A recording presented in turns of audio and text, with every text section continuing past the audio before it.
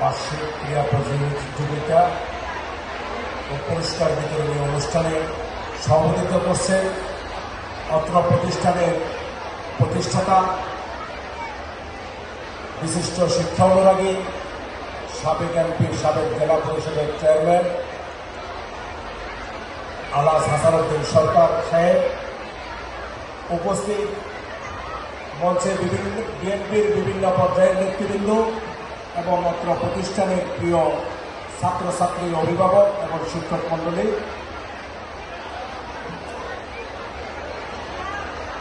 আমাদের অনুষ্ঠানটি অবশ্য একটু দেরিতে শুরু হওয়াতে ছাত্রছাত্রী অভিভাবকরা সবাই অনেক কষ্ট করছে। আজকের এই অনুষ্ঠানের প্রধান অতিথি হিসেবে উপস্থিত থাকার কথা গাজীপুর ২ আসনের মাননীয় সংসদ সদস্য এম মঞ্জুরুল করিম রনি সাহেব। আজকের এই শফিউদ্দিন সরকার বাংলাদেশের একটি সুনামধন্য প্রতিষ্ঠান। এই প্রতিষ্ঠানের কারণে টঙ্গীর শিক্ষা পরিবেশ অনেক উন্নত।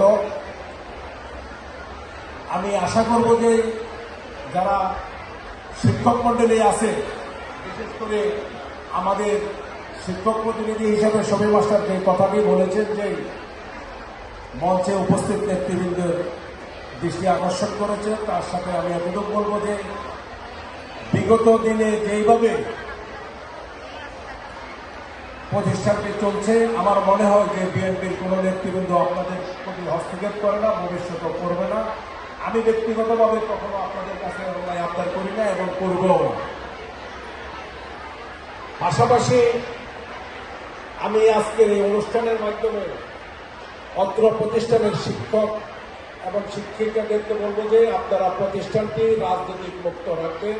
পরবর্তীতে এতে সুবিধা সমাজের সকলের জন্য।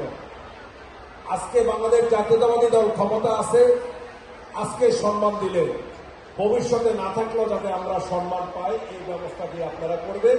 যদি রাজনৈতিক মুক্ত রাখতে পারেন তাহলে আমরা ভবিষ্যতে সম্মান পাব। আমি সকলের প্রতি এই আহ্বান জানাবো।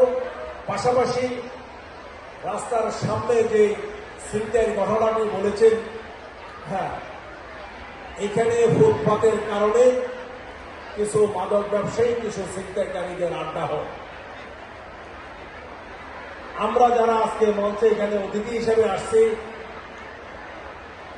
আমরা যদি আন্তরিক থাকি, আমি বিশ্বাস করি রাস্তার সামনে, যেহেতু আমাদের মাননীয় প্রধানমন্ত্রী ফুটপাতের ব্যাপারে জিরো টলারেন্স ইতিমধ্যেই আমাদের প্রশাসক এবং এমপি মহোদয়কে নির্দেশনা দিয়েছে যে ঢাকা ময়মনসিংহ রোডের সাথে কোনো ফুটপাত থাকবে না।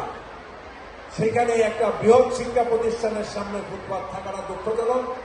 আপনারা যখনই আমাদেরকে ডাকবেন এই ফুটপাত উচ্ছেদের ব্যাপারে আমরা সর্বক্ষণ আপনাদের সাথে থাকব এবং মাদকমুক্ত সমাজ গঠনের জন্য এই প্রতিষ্ঠানের অবদান রাখার আহ্বান জানিয়ে আমি সকলকে ধন্যবাদ জানিয়ে এখানে বিদায় নিচ্ছি। সকলকে ধন্যবাদ। আসসালামু আলাইকুম।